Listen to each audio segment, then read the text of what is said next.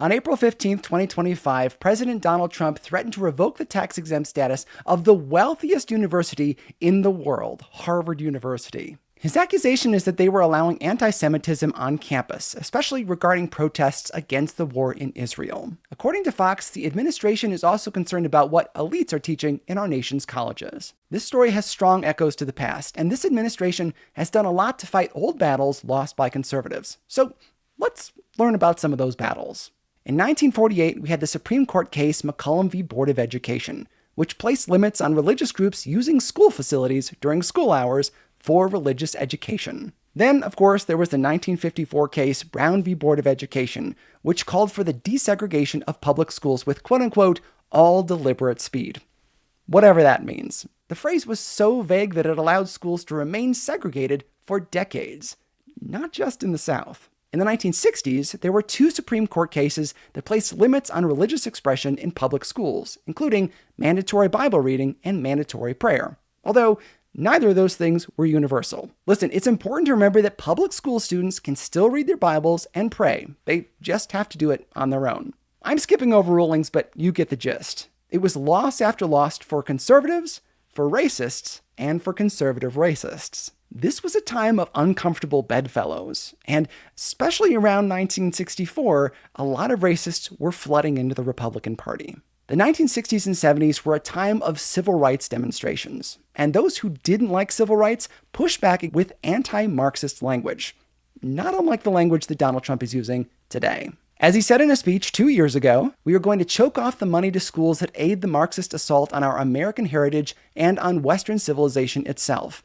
The days of subsidizing communist indoctrination in our colleges will soon be over. When in doubt, blame the Marxists. With the blessing of free market economists like Milton Friedman, racists opened what are known as segregation academies, private schools that, as legend has it, didn't accept public funds, so therefore, they could segregate as much as they wanted to. Which is baloney, because an organization being tax exempt is in fact giving them a subsidy from the government. These segregation academies push the idea of using school vouchers to fund private schools. Unfortunately, all this happened at the same time that private religious schools were started to protect religious education.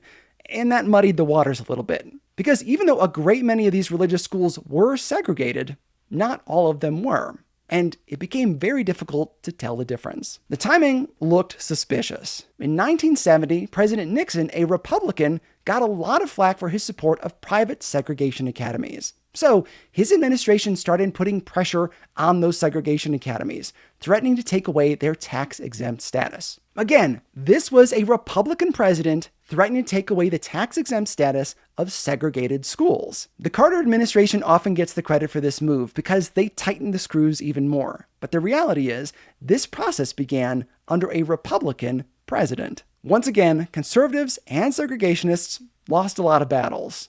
Conservatives wanted to teach religion in public schools, segregationists wanted to separate the racists in public schools, and conservative segregationists wanted both. All of this came together in the 1983 Supreme Court case Bob Jones University v. the United States. Bob Jones University was segregated up until the 1970s. When its tax-exempt status was revoked, it allowed black people to attend, but not to date white people. And they weren't allowed to date white people until the year 2000. 2000! Because of the legal complexities of the case, the issue that was decided in 1983 came down to the power of the IRS. Could it revoke the tax-exempt status of segregated schools? And if it could do that, what other things could it do? According to R.T. McNamara, Reagan's Deputy Secretary of the Treasury, there were a lot of other things up for grabs. So here are just a few of them. The IRS could potentially compel religious institutions to ordain women, or to hire homosexuals. They could also revoke the tax-exempt status of hospitals that provided abortions. This really upset religious people like Jerry Falwell and organizations like Christianity Today. So they did something that, on its face, looks regrettable. They supported Bob Jones University. What's missed is that they denounced the racism. But they didn't like that the IRS had the power to revoke tax-exempt status based on popular opinion.